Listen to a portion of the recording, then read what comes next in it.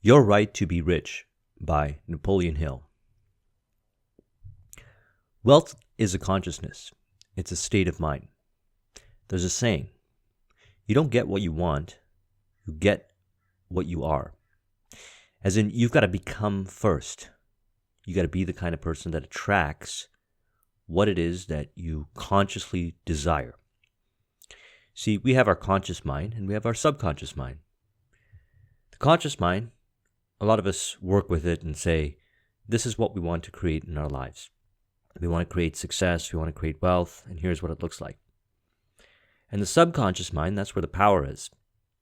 The subconscious mind has programming that comes from various different experiences, different kinds of beliefs and ideologies that we've adopted over the years that are either in alignment with that conscious vision that we want to create or not.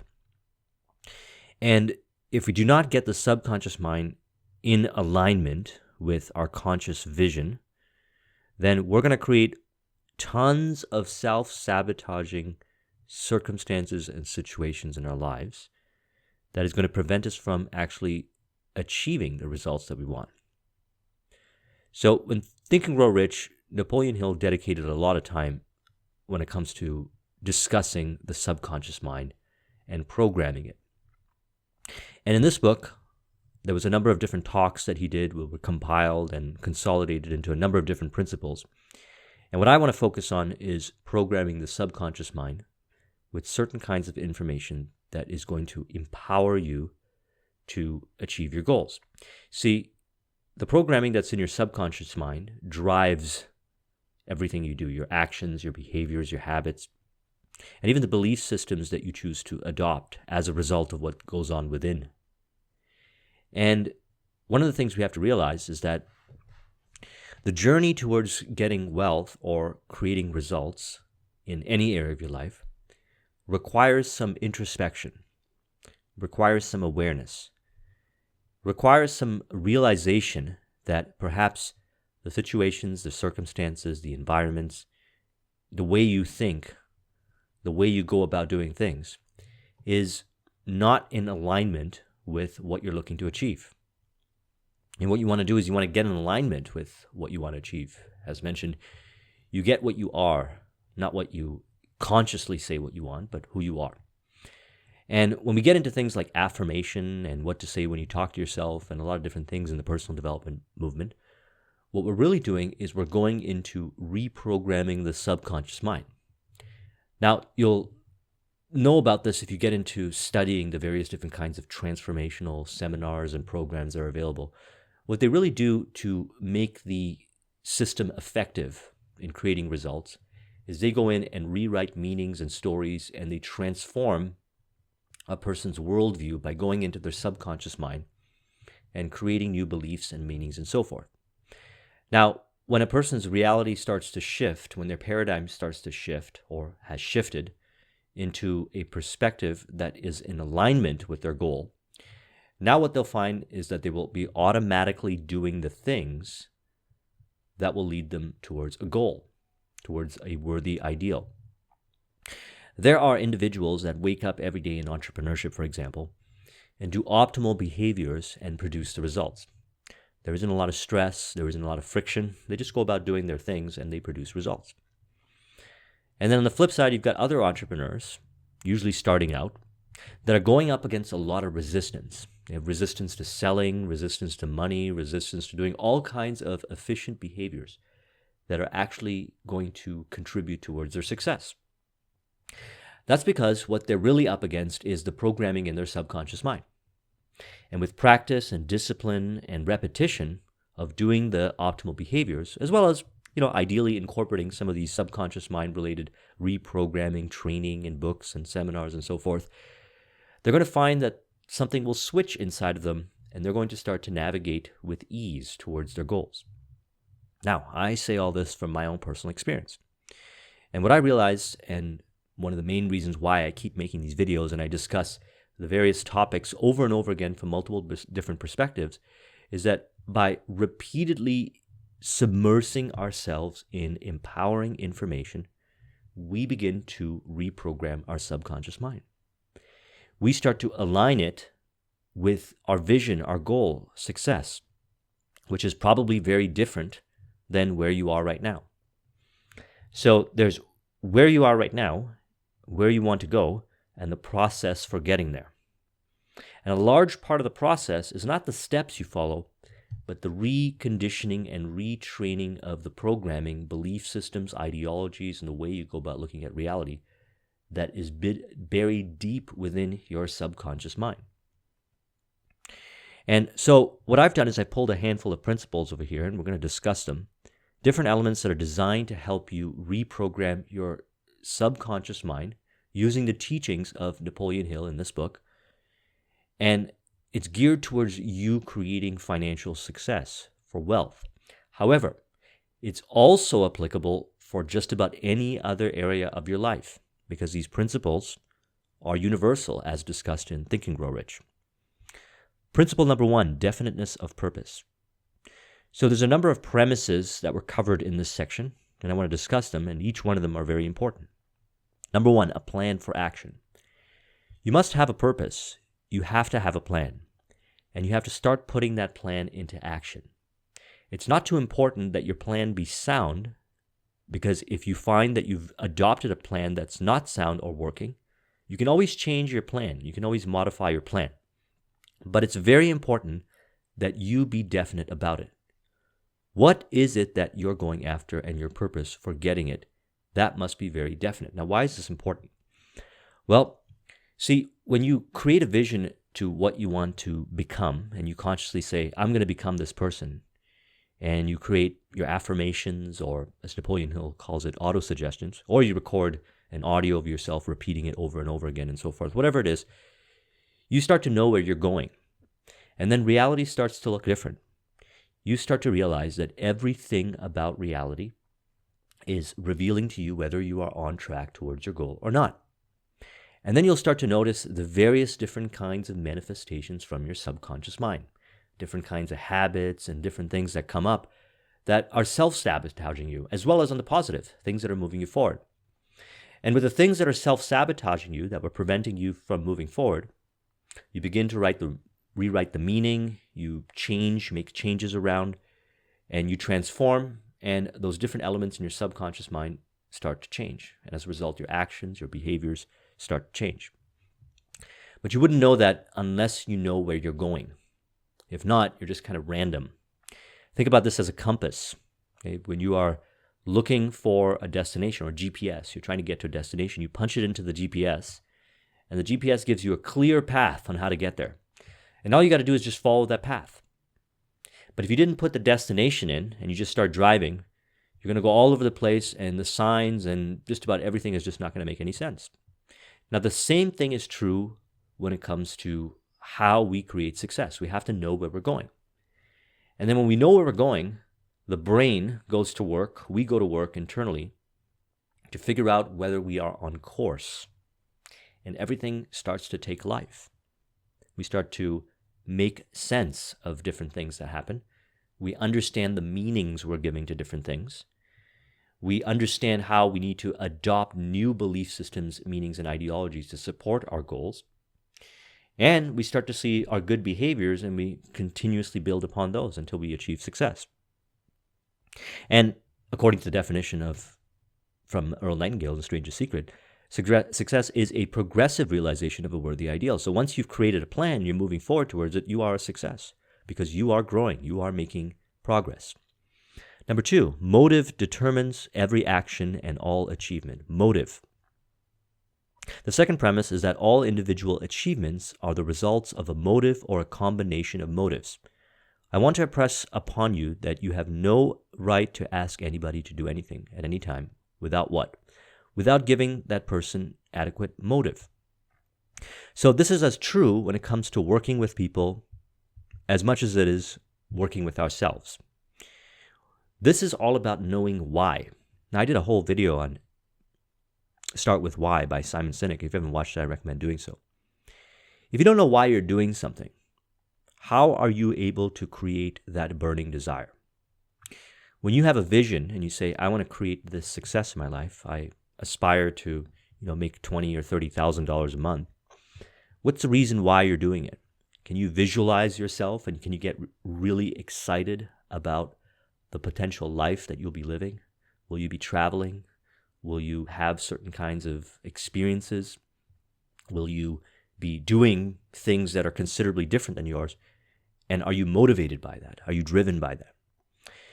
It's that visioning, creating the vision in your mind, and then emotionalizing that begins to reprogram the subconscious mind and orients you towards that direction. Those are motives. Now, when you're dealing with people, you can't get people to do what you want them to do without coercion or any kind of these things that we don't even want to do to get somebody to get on our side and work with us. You don't do that. That is not the way to do it. The best way to do it is to find out what their motives are. What are they interested in? And connect what you have to offer and your goal to their vision and their goal. Now you're in sync, you're in harmony. If not, you're going to be using mental, emotional, and possibly even physical manipulation to try to get what you want, and that's just a waste of time. We don't do that. It's not required. It's not even needed at all. Number 3, the power of your subconscious. The third premise is that any dominating idea, plan, or purpose which is held in the mind through repetition of thought and which is emotionalized with a burning desire for its realization will be taken over by the subconscious section of the mind and acted upon through whatever natural and logical means available. See, we are already programmed. Our subconscious mind is already programmed.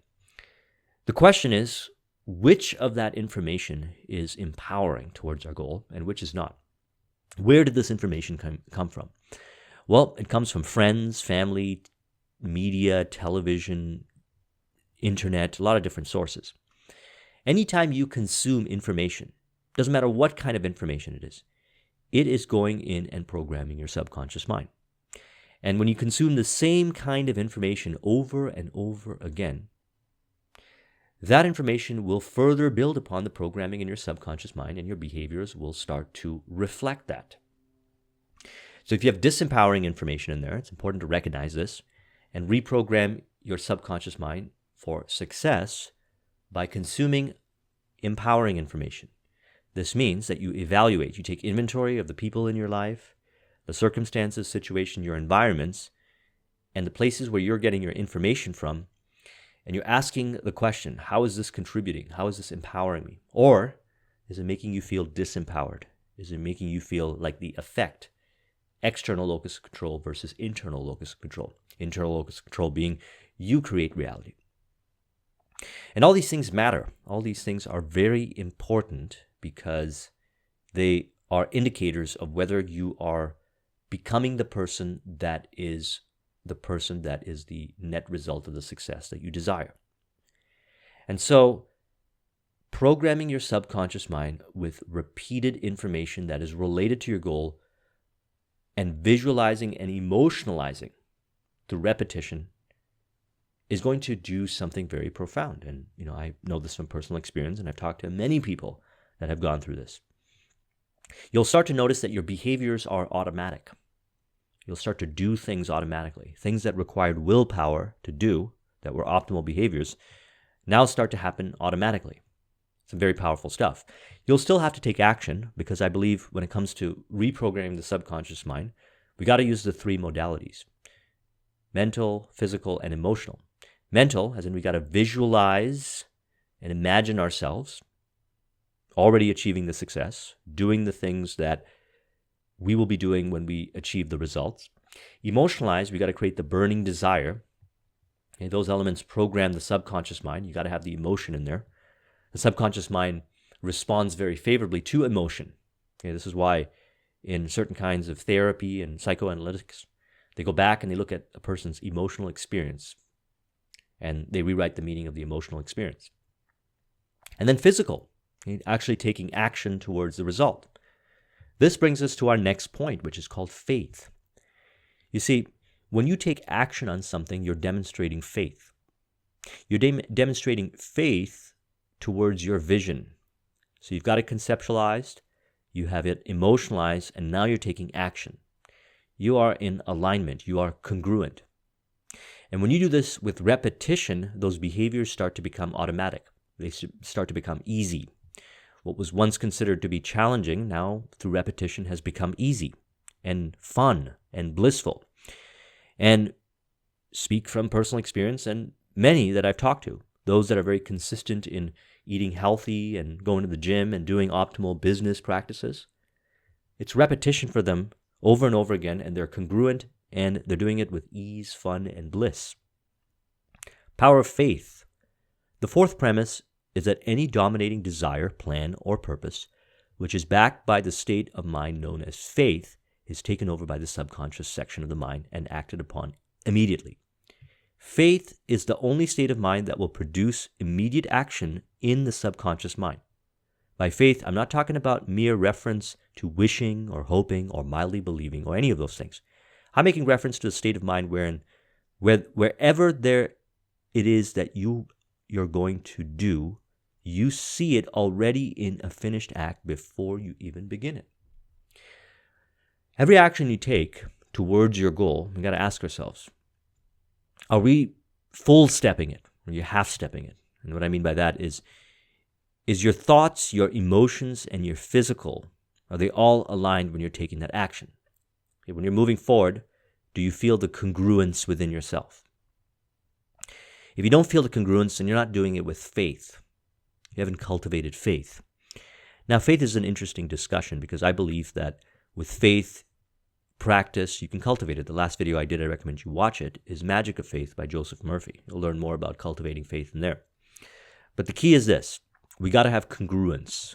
Okay, so when we think something, and when we say something, and when we do it, we practice congruence.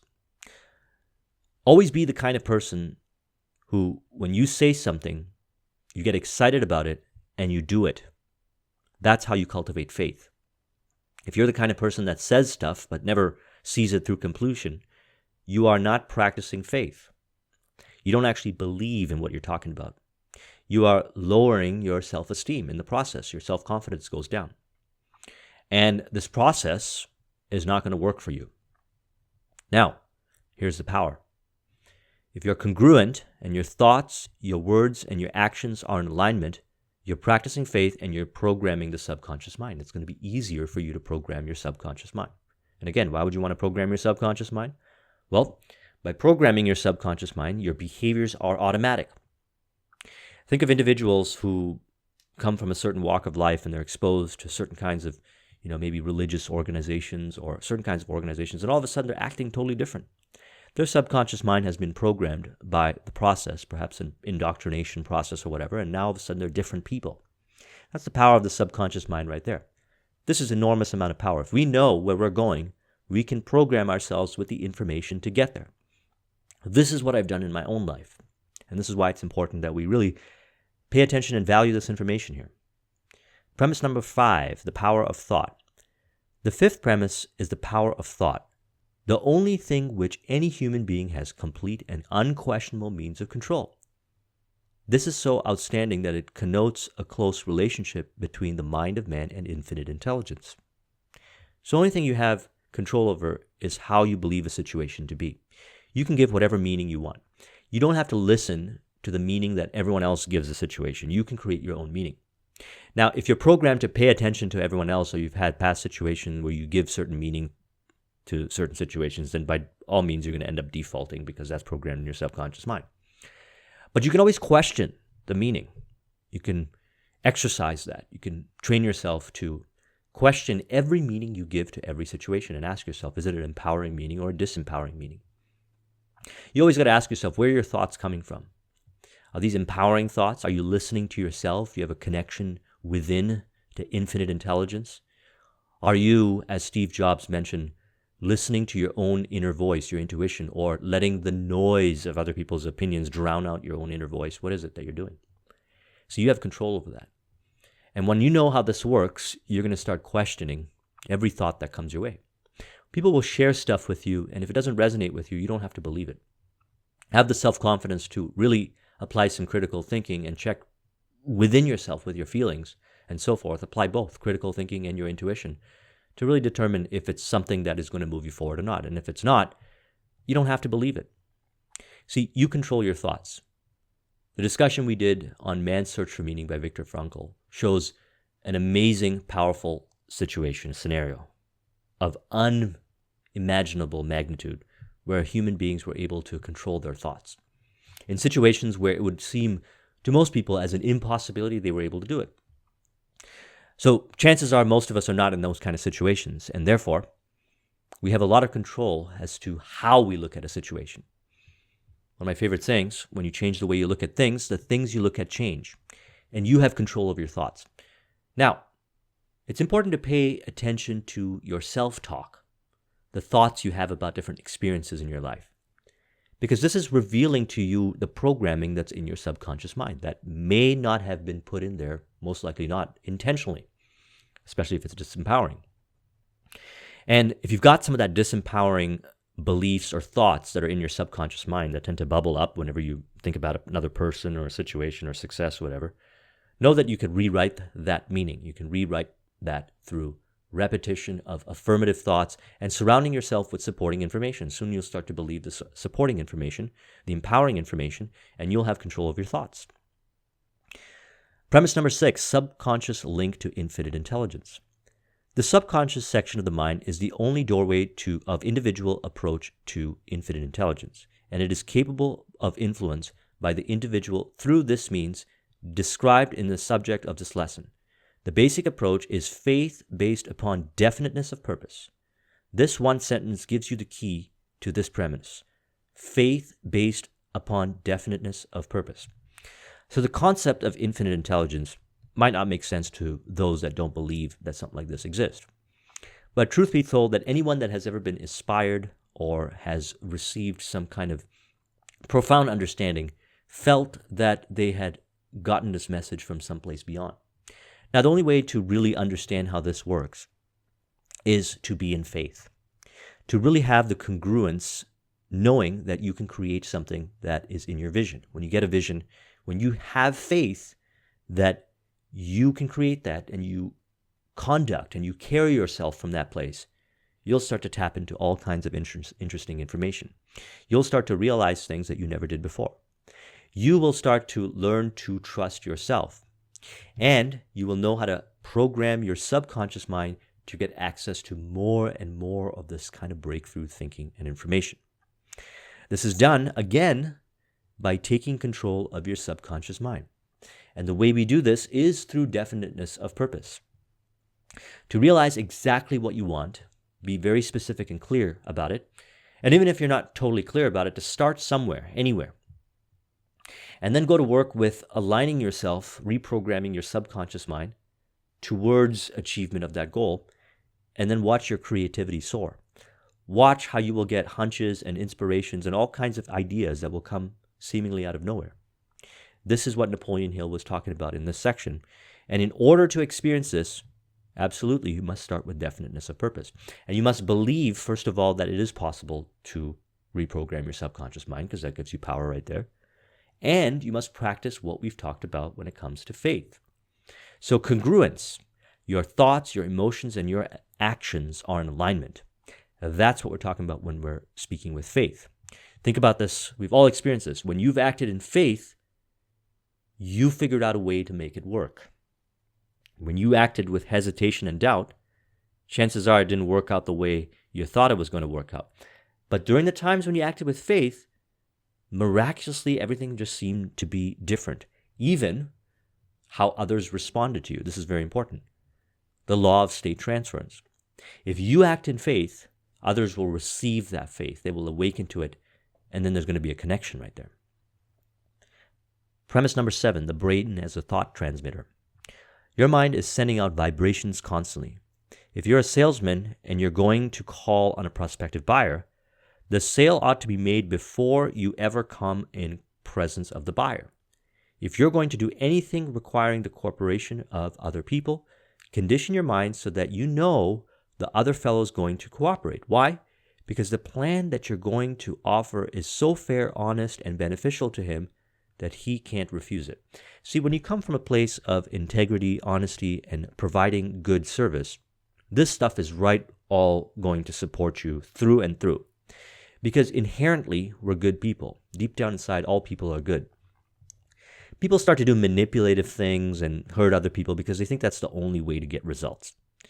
If you believe that, then perish the thoughts, because you can achieve success with peace of mind by being fair, honest, and benefiting other human beings. Anyone who's ever created long-term sustainable success has done this, and they were able to do this with peace of mind.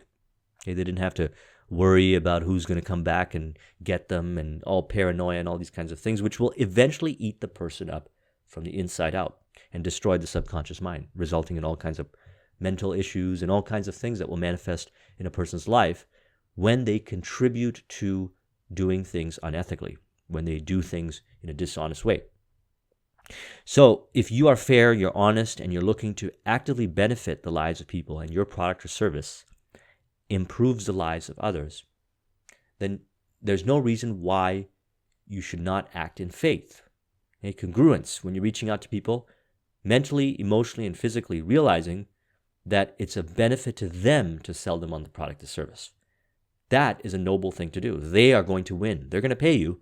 They're going to win. You're going to win. And it's a benefit. When you do this, law of state transference, this is what we're talking about, brain as a thought transmitter. You transfer that congruence, that faith over to another person.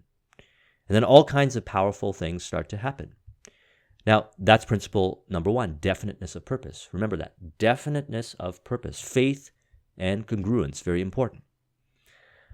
Principle number 3, because I didn't want to talk about all the principles. I'm just going to pull the ones that I feel are valuable here for the discussions that we've been having. Applied faith.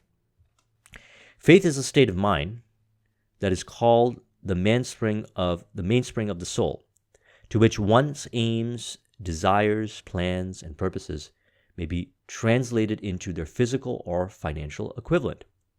There are the fundamentals of faith, but by applied faith, I'm talking about something vastly different here from mere belief. The word applied faith means what? Action. It's the action part of faith. Without action, faith is nothing but just daydreaming. There are a lot of people who believe in things but don't do anything about them, engaging only in daydreaming. Applied faith is an active faith. See, if you've got faith in your goals and your visions, then you're not going to have any problem taking action, moving forward, taking the step forward, making the decision, moving forward, even if you don't know the outcome. You trust. And ask anybody who's ever created any success. They didn't know exactly how they were going to get there, but they did know that they were going to get there because they had faith. And they took steps, and they learned from every steps. So let's talk about some elements of applied faith. Number 1, every adversity carries with it the seed of an equivalent benefit. Temporary defeat is not failure until it is accepted as such. Temporary defeat is not failure until it is accepted as such. Now that's worth repeating over and over again.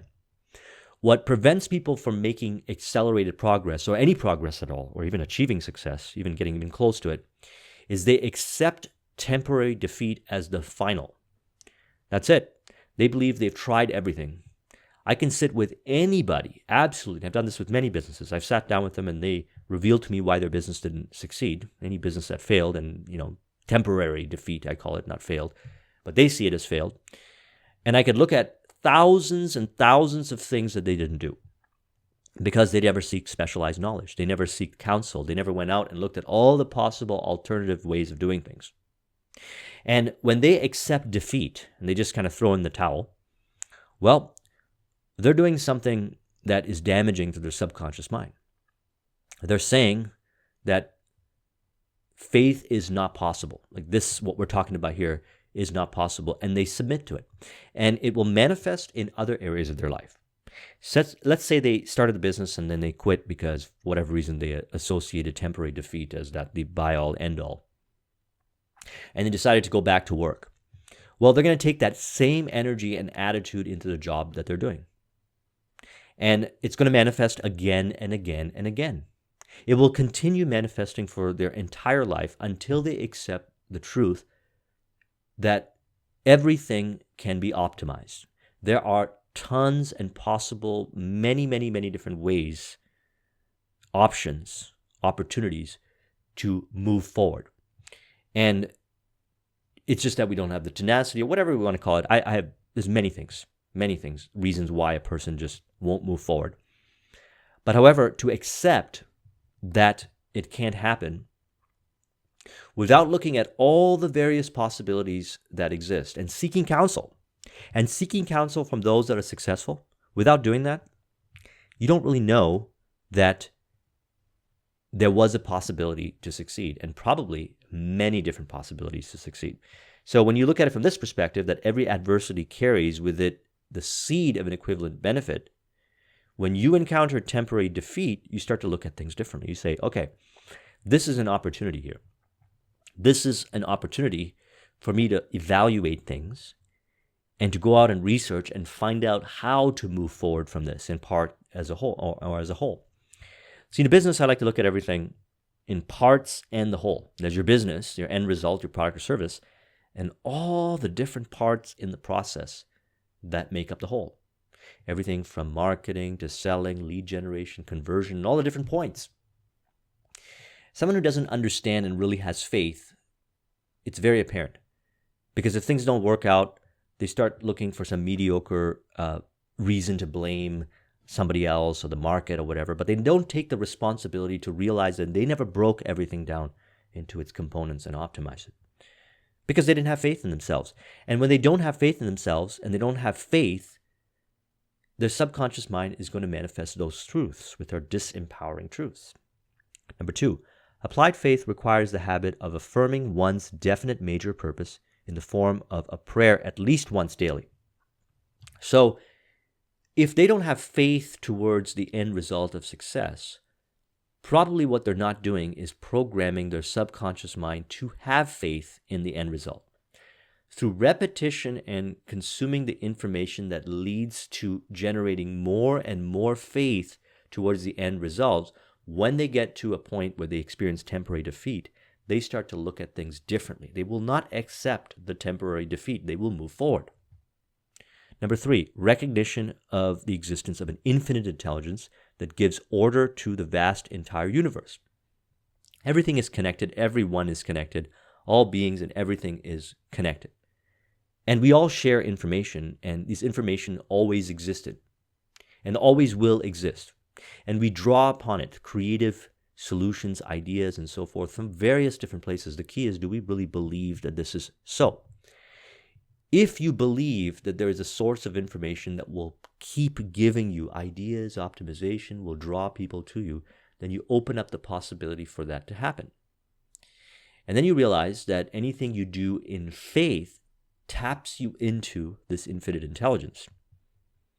And those that I've met, including myself, who believe in the concept of infinite intelligence, will consistently and always find solutions to problems where others can't see, because they have faith that they're going to get access to it. Now, this is covered extensively in Think and Grow Rich. Infinite intelligence. Your ability to connect to it means that you apply all the principles and you go about your day-to-day work with faith, programming your subconscious mind with the affirmations, in whatever shape or form, repeatedly, and you make optimizations daily, taking action, active faith, as we discussed, knowing that when you come across temporary defeat or adversity, you are going to move forward. The belief that everything you're doing is going to allow you to move forward past that, you're going to get the idea. Now, this takes an enormous amount of self-confidence. When we're talking about faith, we're talking about faith in the unknown. Most people do not have the ability to generate faith in the unknown. They don't have the confidence to generate faith in the unknown. But they have experienced situations in their life where they've relied upon something that they knew they were going to produce the results, but they didn't know how. That's essentially them believing in the unknown. Now, when you practice this more often, it becomes very obvious to you, very obvious. So again, going back to Steve Jobs' commencement speech, he said, "Don't let the noise of others' opinions drown out your own inner voice." What do you think he was talking about when he said inner voice? Now, if Steve Jobs were to say something like that, and countless successful people say something like that, then there's probably some merit to it. And perhaps that's one of the key differentiating factors that determines whether a person is going to achieve it or not. Their ability to tap into infinite intelligence to be able to draw the various solutions, problems, and different elements into their reality to overcome the temporary defeat or whatever it is that is holding them back from moving forward. Number 4, going the extra mile. Going the extra mile means rendering of more service and better service than you're paid to render, doing it all the time and doing it with a pleasing, pleasant mental attitude. Now, this is some powerful stuff because many people operate reality with, I'll do this for you, and if I don't get what I want back out of it, then that's it. And as a result, you can only look at their reality and see that they don't really have much. They don't get a lot of things because that's not how it works. What you put out always comes back to you. Okay, law of compensation and law of increasing returns. We'll talk about that in a moment. And we might think in earlier stages of the journey that we're doing enough. The truth is you're always getting back what you put out. And if you don't believe this to be true, you only do some research and then you'll start to see how this is true. Ask different people, realize from your own self.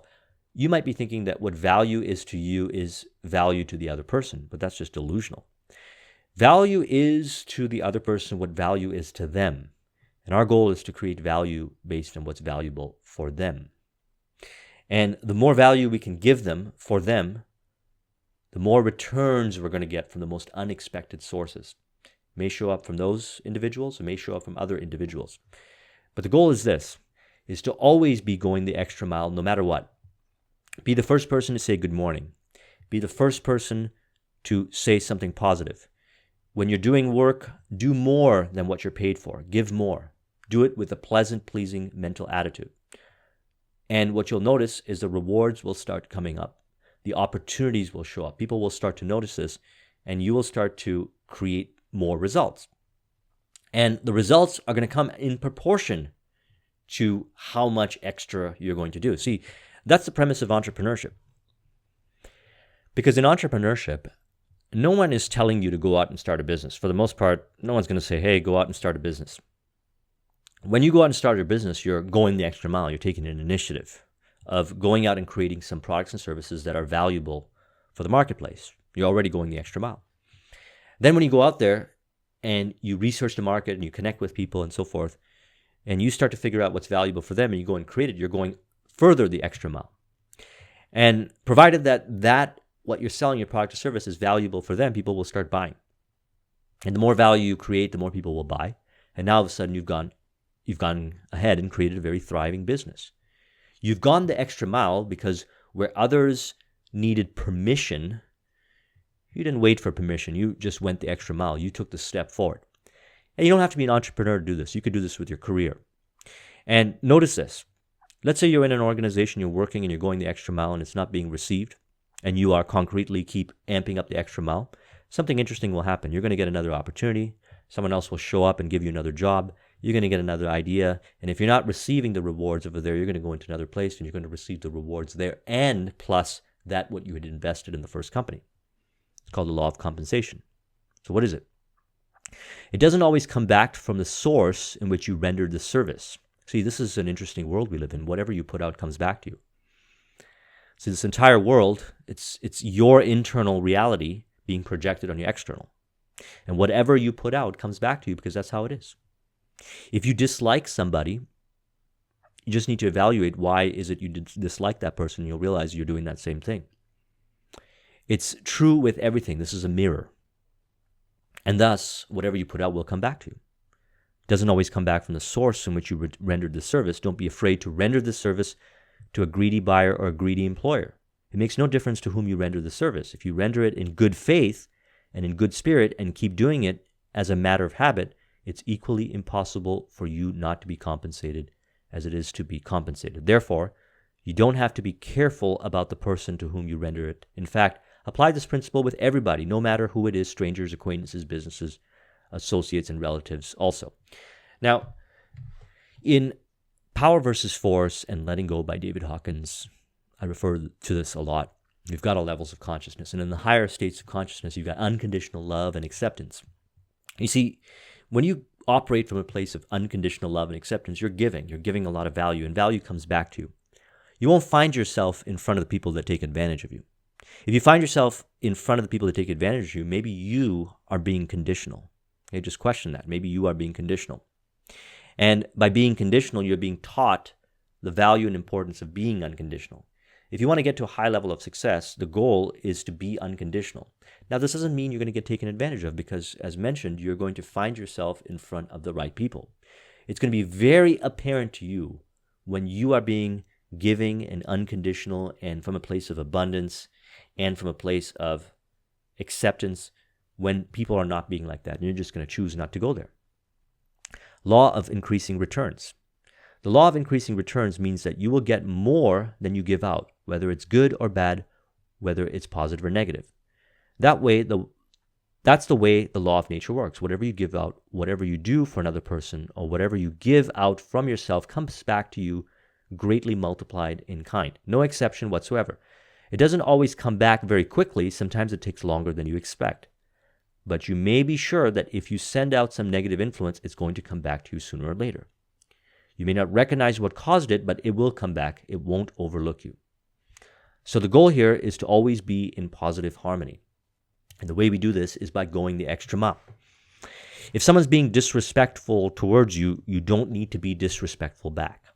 You can ask yourself, why are you in that situation? And you can make choices accordingly. But surround yourself with people who you can abundantly give value to and enjoy giving value to because you want to. And if you're excessively disrespected by people, just don't be around those people. But right now you might only be around people that, given your current circumstance, where maybe some are good and some are not so good. Continue to practice going the extra mile in every shape and form, and then you're going to find yourself eventually not in that situation. That's how this stuff works. Why does it work?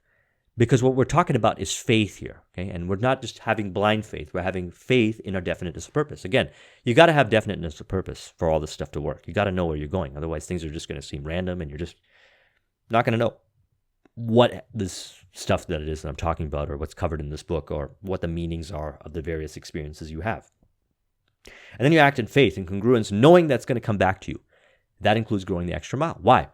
Because if you want to create wealth, and this book is Your Right to Be Rich, you have the right to be rich, and you have control of being rich and wealthy. It requires doing more than others will do. You do not get rich by doing less. You do more. Now, some might work less, such as in the concept of 4-hour work week, but because they've figured out ways of optimizing their business systems and so forth to put out the value with less input, it still remains so. Going the extra mile means greater output. You can come up with creative ways of creating greater output and value without having to do long, arduous, hard work. It's all about the value you create. It's not about how much time and energy you put into it. It's more about the value you create. Once you get better at this, you'll be able to reduce the amount of energy and time you put into something, and you'll get greater returns. This is not because you're slacking off, but rather because what you're putting out is still of high value, if not multiples of high value, as a result of efficient systems. Number 5, pleasing personality. Pleasing personality. The first trait of a pleasing personality always is a positive mental attitude, because nobody wants to be around a person who's negative. No matter what other traits you may have, if you don't have a positive mental attitude, you're not going to be considered to have a pleasing personality. So this is why it's important to ensure that we are programming our subconscious mind with positive information. We're surrounding ourselves with positive people, circumstances, situations, information, and so forth, because what you program in your subconscious mind is going to be reflected in the way you communicate. If you're surrounded by positivity, it's not hard to be positive. You will be positive in situations around people who may seem a little negative, but they're going to look up to you and admire you because you always look at the positivity. And then they're going to want to do business with you. They're going to want to hang out with you because you make them feel good. Nobody likes hanging around with people that make them feel bad. The next trait is flexibility, which is the ability to bend and adjust to varying circumstances of life without going down under them. A lot of people in this world are too stuck in their habits and they're very rigid and in their mental attitude, and they cannot adjust to anything that's unpleasant or anything they don't agree with. Okay, so flexibility means that you don't have to accept another person's viewpoint as your own. Just seek to understand. Okay, just listen to people and know where they're coming from, because when you do that, you can understand how to work with them in varying scenarios. But it's more about the energy and how you carry yourself. Okay? You can tell when you're talking to somebody who's very rigid and they're trying to corner you into having a discussion in a certain linear pathway, and it's very unpleasant. And if you're doing that, people are feeling unpleasant. Now, if you're flexible, it's actually a sign of high level of confidence because you're accepting. You have faith that you're going to create everything you want, and you realize that everything in your environment is teaching you about yourself. And you got flexibility because you can learn a thing or two from them, and it's not going to sway you off course. And your pleasing personality is more likely to engage a partnership or a deal with that person that may lead to an opportunity, whereas others who bring their rigidity will scare off that deal. So you don't have to deal with someone who's 100% perfect all the time. Everybody's got areas in their life that they're continuously improving on. But if you've got flexibility and a positive personality, positive mental attitude, you open up more doors. And then you can find people and you can understand how to deal with them so you can make the objective happen, the end result, whatever it is, while working with the parts of them that are in harmony with you. Number 3, a pleasing tone of voice is an important thing that you can experiment with. Okay, pleasing tone of voice. A lot of people have harsh tones. They have nasal tones or something in their tone of voice that irritates other people. A monotonous speaker, for instance, who does not have personal magnetism and does not know how to fine-tune and pitch the tone of his voice will never get his audience in a million years. So this is being able to communicate in a way where people listen to you. And I like to take this a step further. I don't like to communicate to sound nice. I like to communicate in a way that creates behavioral change, as in it inspires the listener to take an action. And I learned this from selling, and I learned this from just marketing in general, that you don't communicate unless there is a influencing of a decision that's win-win and is going to result to an outcome. You never can communicate because you want to sound nice and so forth. So I don't go there. A keen sense of humor, it's another one, means you have a good disposition. If you don't have it, you have to cultivate it so that you can adjust to all the unpleasant things that come along in life without taking them too seriously. So when you're conversing and you're dealing with people, having a sense of humor and lightening it up every now and then in the conversations keeps the conversation flowing and moving forward. It releases tension and opens up for further discussion. Next, nobody likes a person who is obviously insincere in what he does, who's trying to be something that he's not, who's saying something he doesn't represent his inner thoughts. It's not as bad as outlying, but it's the first cousin to it, lacking sincerity of purpose. We're talking about sincerity of purpose. Being sincere, being real, being honest, and being who you are. Now, when we talk about being who you are, understand something. You're constantly going to be improving. You're constantly going to be growing, and you're going to get more and more success. The goal here is to keep it real. Do not be insincere and fake, because if you are going to be like that, people can pick up on that. And they're probably not going to tell you that they're picking up on it, but they're going to know. And they're not going to want to do that deep of a deal with you. They'll probably deal with you in a surface level, but they sense your insincerity, and it's not going to help you. So it's better to be sincere, honest, upfront, and be real while continuously working on yourself, while continuously growing, so that you can improve your communication, improve your value proposition, expand your knowledge and understanding, and do it in a very organic way. If you do it, there's probably going to be, if you do it this way that I'm mentioning, there's probably going to be some people out there who will help you or mentor you or whatever, based on your sincerity, based on that. Because that's a good attitude to have. And that makes you pleasant to be around. And they know that if they work with you or whatever, that it's going to be a pleasing process. It's not going to be stressful. Nobody can be truly well-liked and have a truly pleasing personality who always puts off making a decision. So we're talking about decision-making. And he has all the facts before him and ought to make the decision on the spot. So decisiveness is a valuable skill. Being decisiveness is a kind of personality that is magnetic. It shows confidence. You don't have to make the perfect decision, but if you know where you're going, and we know where we're going when we got definiteness of purpose, it's easier to make decisions. You will know that there's all these choices, and you can pick whatever you want based on your goal, and you'll take the choice that serves you best. And that ease of making decisions and choosing situations, circumstances, whatever, as a result of the interaction, makes the other person feel comfortable and confident as well. They too want to move forward. Everybody enjoys, in the context of wealth creation and business and so forth and entrepreneurship, being around people who are decisive and know where they're going. They open up the channels and they move things forward. Things don't remain stagnant. Conversations with them are organized, are to the point. They're still smooth, and there's a pleasing tone and the humor and all that kind of stuff. However, we're still moving forward. And everything is still moving forward. I don't know of anything as wonderful as having true humility of heart. So now we're talking about humility. And by the way, these are some of the points that I pulled out of the various points that he shared on pleasing personality. I recommend reading the book if you want to learn about the other points. I don't know of anything as wonderful as having true humility of the heart. So we're talking about humility here. There are times where I do have to criticize people, even some of the people I'm working with. If it is necessary for me to express disapproval or anything anyone does, I silently say to myself, so they don't hear it, God pity us all. I know that, but for the grace of God, I'd be the man that I'd be criticizing.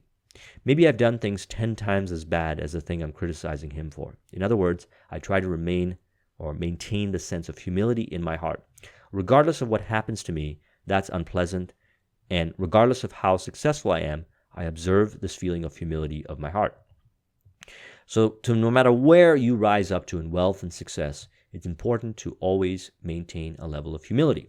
And if you don't do that, then all of a sudden the people that you acquired that helped you on your journey, or the abundance of more people that you're going to connect with and they're going to grow with you, are going to show up, are not going to resonate with you, because now all of a sudden you've let success get to your head and you think you're better than everyone else. And the truth is that nobody's better than anyone else. We're just all working together in various shapes and forms. And everybody's role and everything they do is important, and we all need to work together. In fact, if it wasn't for people working together in the backgrounds, or from your obvious knowing that people are working together, you wouldn't achieve the success you want. We're all working together, and that's what we're talking about when we say humility.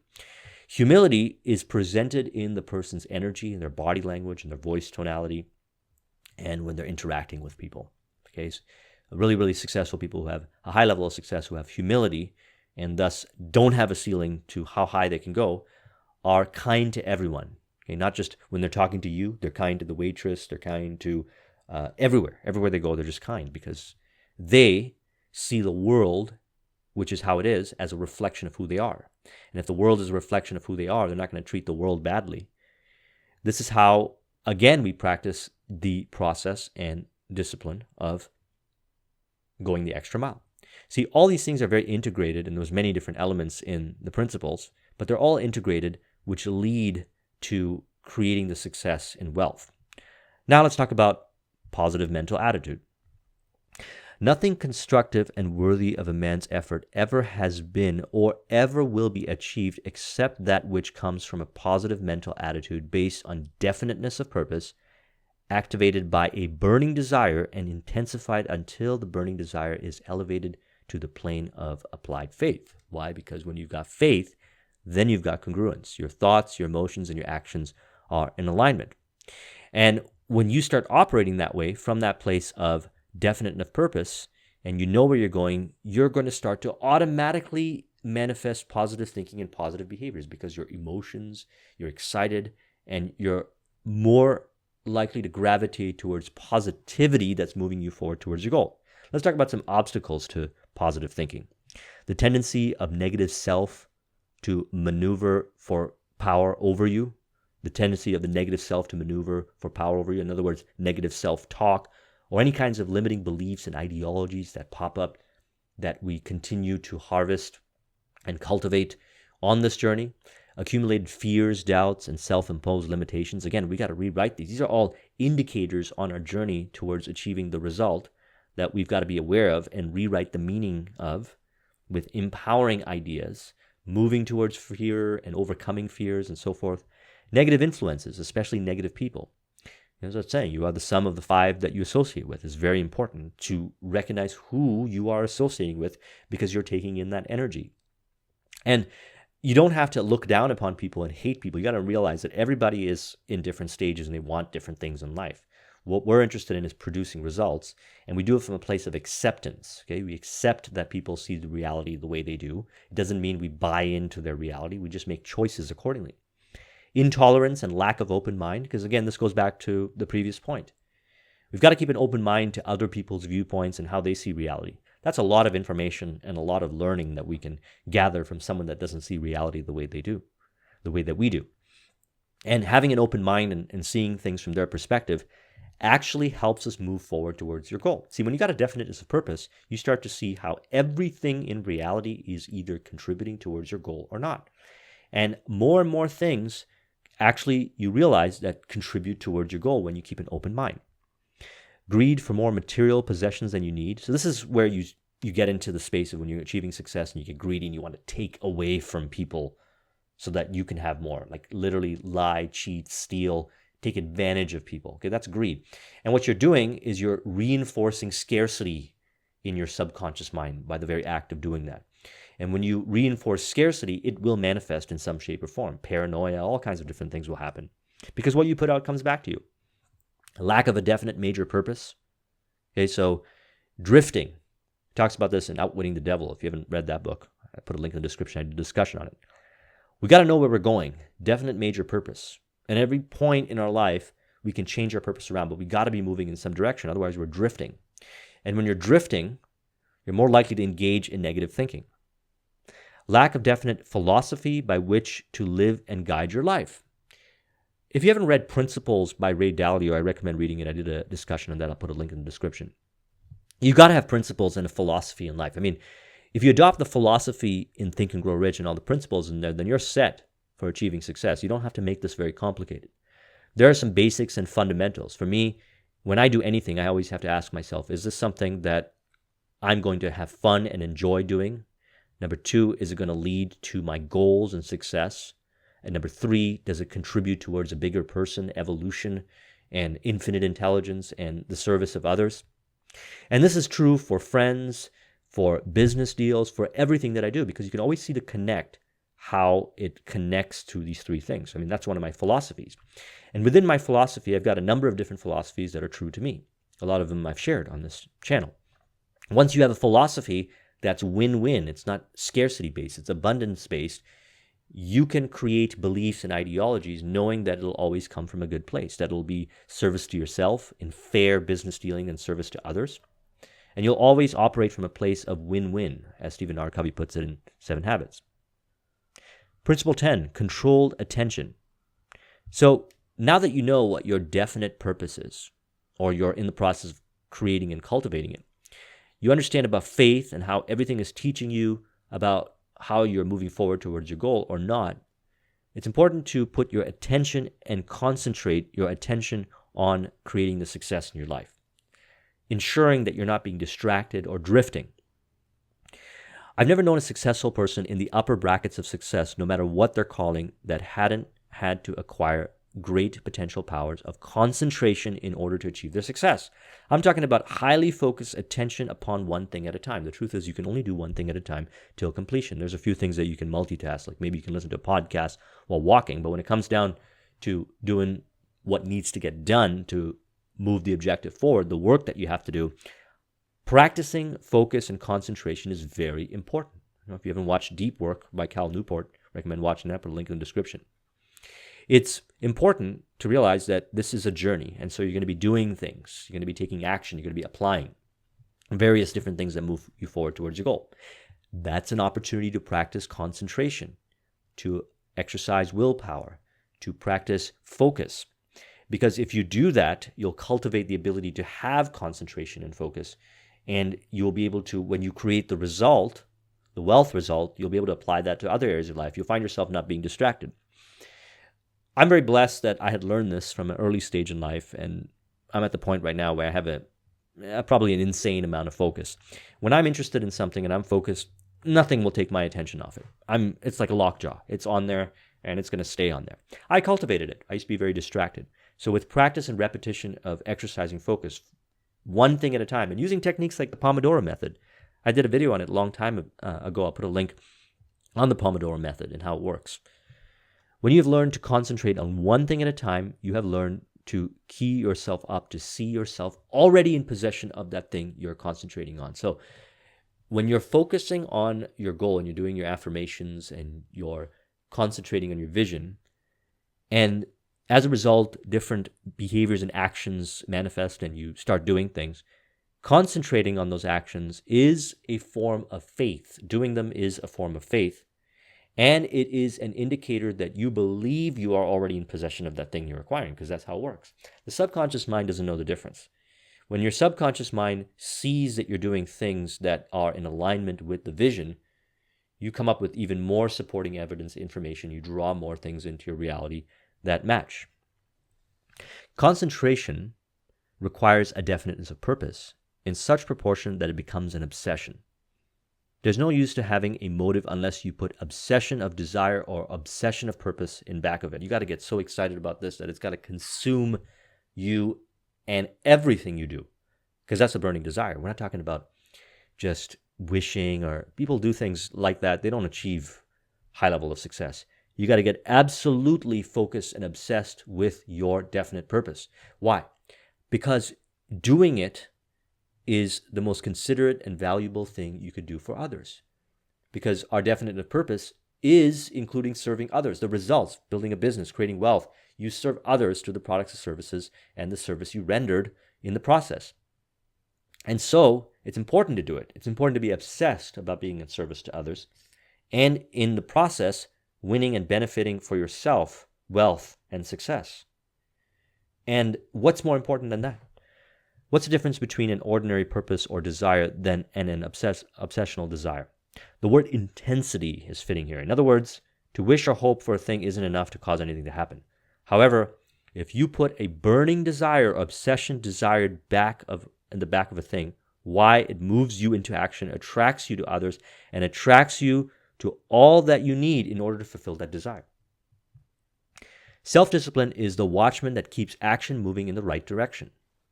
Even when the going is difficult, that's when you need self-discipline. The most when you meet the opposition, or when the conditions and circumstances that you got cut through are difficult. You've got to cut through are difficult. Self-discipline. Every now and then you might catch yourself swaying off course. You got to catch yourself right then and there and go back towards your definite purpose. And when you do this with repetition, you become better at it. Accurate thinking, this is also important, prevents daydreaming and focuses on the creation of plans. Do you know that most of the so-called thinking is nothing but daydreaming or hoping or wishing? That's what it is. There are a lot of people in this world who spend the vast majority of their time daydreaming, hoping, wishing, and thinking about things, but they never take any physical or concrete mental action carrying out their plans. They're not mapping their plans. They're not strategizing. They're not evaluating. They're not focusing on their goals. They're not questioning how everything that they do and all the information that they're consuming is moving them forward towards the successful, worthwhile goal that benefits themselves and others. They're not questioning these things. And finally, cooperation, number 13, because the truth is this: you're going to be working with people. And so as a result of working with people, you're able to create success in your life. So there are two kinds of cooperation, one based upon force or coercion, and the other is based upon voluntary action and is driven by motive. So we're interested in the second. We're interested in being driven by motive and driving others through motive. So how do we do this?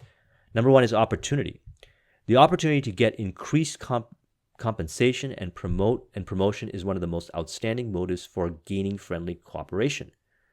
Whenever that motive has been put into use in any business, there's always a very beneficial and a very profitable return. So when you're dealing with people, we always have to make sure that we create situations where they're doing what they do that leads to increased compensation and promotion. They'll get more results. They'll be rewarded for what they're doing. And we're taking ownership and leadership to guide them towards that direction. We're interested in having them increase their compensation. Why? Because if you're a business owner and you have a good grasp of the financial aspects of your business and you know your numbers, then you know that somebody who puts out more value into the marketplace as a result of working for you brings in more income. It's concrete like that. And thus, they deserve to be rewarded with bonuses and compensation to match. It's like that. So the more we can get them to increase their value and their output and support them, the more value they will put out into the marketplace and the more money we'll receive, and we can compensate them a percentage of that money. It's earned. Number 2, recognition. So it's not just about compensation and promotion. What about recognition? Recognizing, valuing people, and appreciating them for the great and outstanding work they do. Being recognized for a personal initiative, a pleasing personality, or outstanding work is a strong motive to inspire cooperation. Give a person recognition when he does a great job and say so, and do something about it. Okay? Recognizing regularly. This keeps a person motivated and keeps them interested in dealing with you. They're not just doing it because people are complex. They're not just in it for the money. They're in it for things like well-being. They want to grow. They want to acquire new skills. They have hopes and dreams outside of working with you.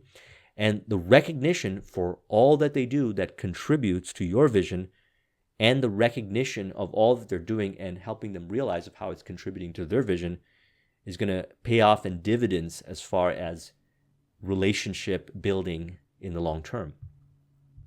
Motive number 3, personal interest and helplessness or helpfulness. Personal interest and helpfulness. A powerful motive for gaining friendly cooperation is to take an interest in the problems of people that you're associated with or working with and help them solve their problems. A lot of people say, my problems are mine, but the other fellow's problems are his. I'm not interested in that. You have the right to do that if you want to, but I can tell you that attitude won't be beneficial to you and it won't be profitable either. If you want to have a lot of friends and a lot of cooperation, you'll make it your business to look around and whatever you can start being of help to people. See, when you are working with people and they begin to reveal to you the various issues and situations happening in life, and you learn how to solve these problems, now you're building something even more powerful. You're building them up at deep levels, and that is going to result in them wanting to contribute even more. And so when we think, okay, well, that's their problem and this is what I'm doing, and you deal with these people every day and you don't look for ways to go in and resolve their problems, not by being intrusive, but actually learning how to become a better leader and developing yourself. And see, this is why all these things we're talking about, yeah, it takes focus, it takes discipline, and it takes the desire to want to grow holistically. However, when you're consumed with this kind of stuff, then you're not going to waste your time with other kinds of information that have nothing to do with contributing to your purpose. All this stuff, including dealing with people, cooperation, contributes to your vision. And the better you get at all these things, the faster you achieve success and the more likely you achieve success, and the more often you can replicate this over and over again. Motive number 4, friendly competition. You can create a system of friendly competition between departments and between individuals within the same department. In either case, the system is based on friendly cooperation. In a sales organization, for instance, you can have one group competing with other groups in the same organization. They'll all strive to do their very best in order to win. They'll do it because of good sportsmanship. Good sales managers often set up that kind of motive to inspire their salespeople to do better jobs. And number 5, future benefit. The hope of future benefits in the form of some yet unattained goal can often be obtained by mutual cooperation. Maybe there's something that you want to accomplish with a group of people, and it can only be accomplished by everyone pulling together in the same direction at the same time with the spirit in harmony.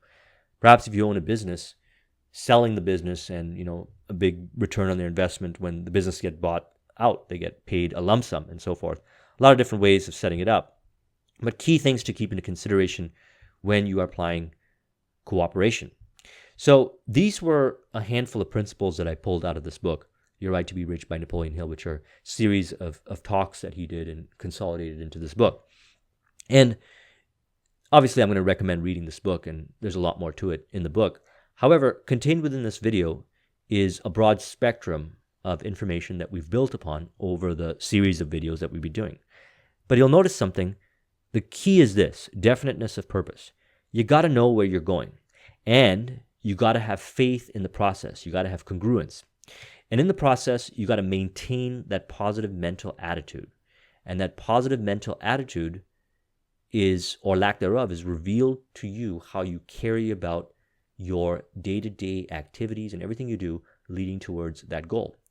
Because when you encounter something that is a disempowering belief or a negative belief, you have the choice to rewrite that meaning. You could give it a positive meaning. And when you change that meaning and you believe that meaning and it becomes fact to you, when that thing shows up again, you're able to move forward. Temporary defeats, don't even consider them to be temporary defeats anymore when you adopt this philosophy. So, hope you enjoyed this video. Thank you very much for watching. If you want a copy of the mind map, the link is in the description. I will talk to you soon. Take care.